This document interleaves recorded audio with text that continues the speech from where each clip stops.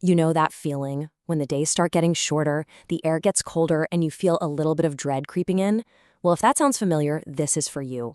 We're going to dive into a guide that completely flips the script on winter. It's called The Wintering Well, and it's all about finding joy in the quiet season, not just surviving it. So let's just ask the big question right up front. Why do we fight winter so hard? Seriously, we treat it like this enemy we have to battle every single year. We armor up, we push through, and we just try to make it to spring in one piece. But why? And this, right here, is the heart of the problem. On one side, you've got our culture, which is screaming at us 24/7 to be productive, to stay busy, to keep the lights on all night. But on the other side, you've got nature's rhythm, what our bodies are actually wired for: rest, quiet, and yeah, even darkness. It's a total mismatch, and honestly, it's burning us out. But what if there was another way? A different path? That's exactly what this new guide, The Wintering Well, is all about. And check this out, the author isn't some big-name guru. It's simply signed, a friend.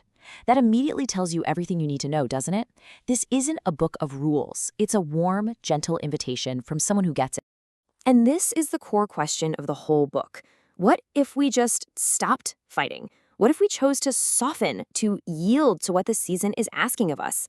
That one little shift in thinking, from fighting to yielding, well, that's a total game changer. And it's the key to everything that follows. So that leads us right into the guide's first big idea: discovering the incredible, and I mean incredible power, of just slowing down. Look, I get it. In our world, slowing down can feel like laziness. It feels like you're failing. But this guide argues that it's the exact opposite. It's actually a radical act of self-preservation. It's about being smart, like the rest of the natural world, which knows that winter is the time to conserve energy for what's ahead. And this might be the most important sentence in the entire guide. You do not need to earn your rest. It is your birthright. Just let that sink in for a second. We're so used to thinking rest is something we get only after we've been productive enough. But this reframes everything.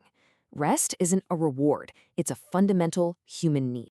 And this isn't just a book of nice ideas. It gives you these little assignments called gentle prompts. And look how simple this one is. Just look at your calendar, find one single hour that's blocked off for some chore, and cross it out.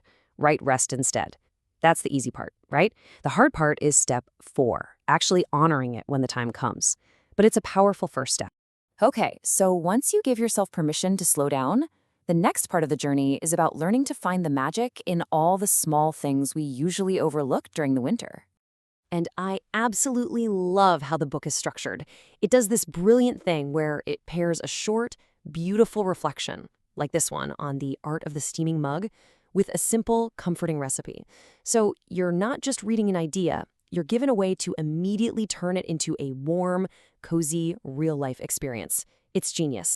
The whole guide is really about shifting your perspective. It takes something we usually see as kind of bleak, like bare tree branches against a cloudy sky, and asks you to look again, to see the beauty in that emptiness, to see the tree's strength and history written in its branches. It's not loss, it's resilience.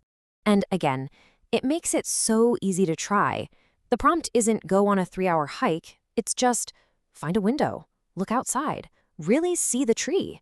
It's a tiny 2-minute mindfulness exercise that costs you nothing, but it can completely change the feeling of a gloomy afternoon. This theme of finding the profound in the simple is woven through the entire book. A perfect example is what it calls the humble magic of soup.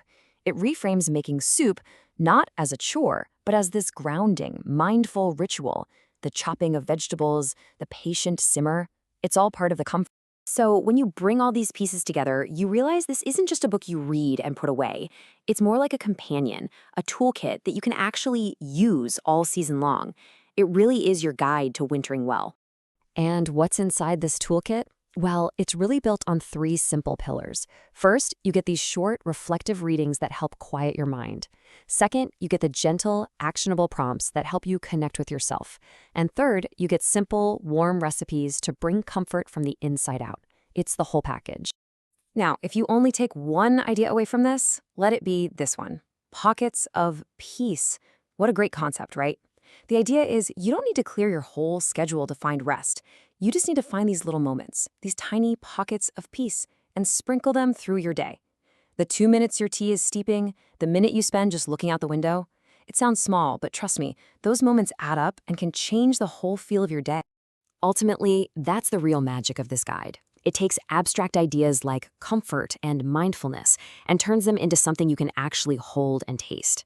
It takes the idea of finding light on a dark day and turns it into a bright, warm bowl of tomato soup. It's practical, it's gentle, and it's just so comforting. And so it leaves us with that same powerful question from the beginning.